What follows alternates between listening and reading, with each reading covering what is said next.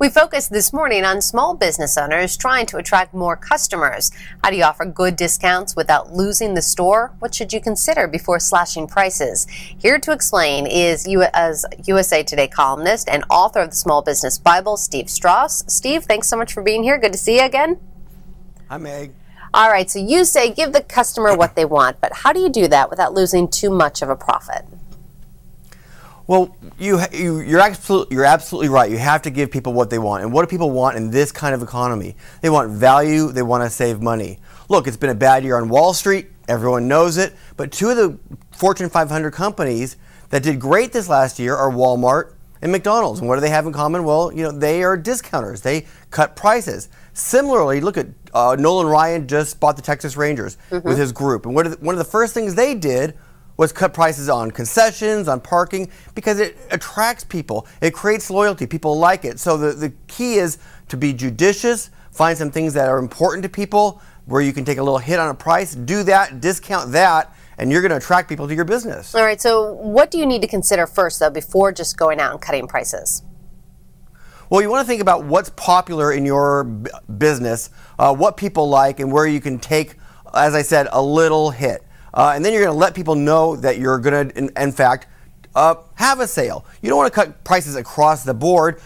That hurts your brand. It turns you into kind of the discount leader, and you don't want to do that. Competing on price is very challenging. But if you have a few selected items, things that people like, well, then there's a thrill when someone finds it on sale. They find a discount on it. That's exactly the kind of thing you're looking for. Yeah, you always feel like a big victory there. All right, you've got some do's and don'ts when it comes to doing this. The first do is figure it all out. What does that mean? Right, as I said, you can't cut prices totally across the board because that changes your brand, and your brand is very important. Most people, the brand of their small business is not to be the low-cost leader. But if you cut across the board, well, that's what you're going to turn out to be. So instead, what you want to do is be the person who gives people items that they love at a little less price, and you figure that out, and that's exactly what people are going to like, and they're going to come to you for that. Okay. What about looking toward cheaper suppliers and vendors? Right. I had a friend who had an antique store. He had old pinball machines and neon clocks and Coke machines. They were fantastic. They always sold easily.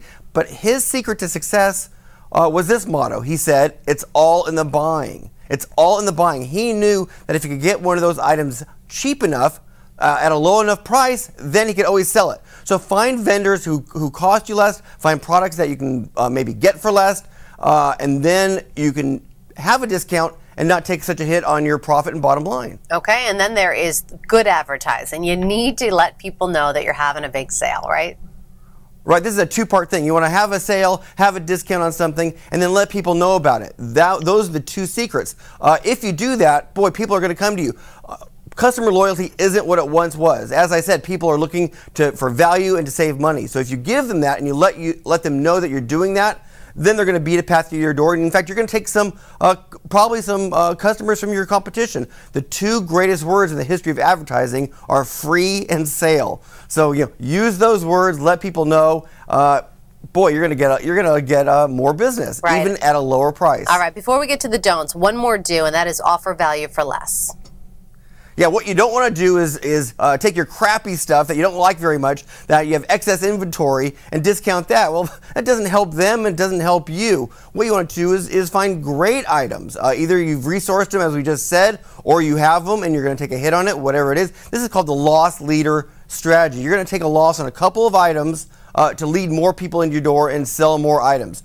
So that's what it is. It's not about discounting bad stuff or stuff you want to get rid of, although that does work. But to really make a difference, you're gonna do it on the best stuff. Okay. Now, one of the don'ts to help keep retailers in business, and that is don't slash prices across the board. Why not?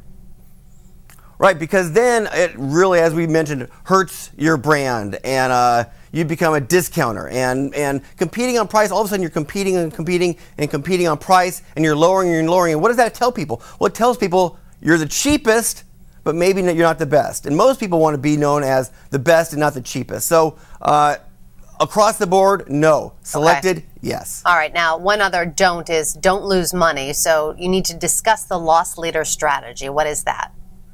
Right, so the loss leader strategy is is you're going to take a loss. Maybe you own a stereo store and there's some speakers that you know everybody loves. Boy, if you put those speakers on sale, you have a discount, you lower the price on those, that will attract a certain element of people. Then when they come into the store, they see the speakers. Maybe you have some a CD player next to it or an iPod or whatever it is at your normal price. So the loss on that one item is going to nevertheless be made up for with the other items that you're going to sell and the more people that are going to be coming in the door. It's a loss that leads to a lot more. All right, great advice. Steve Strauss, thanks so much for joining us. Always great to be here. Thank you. All right.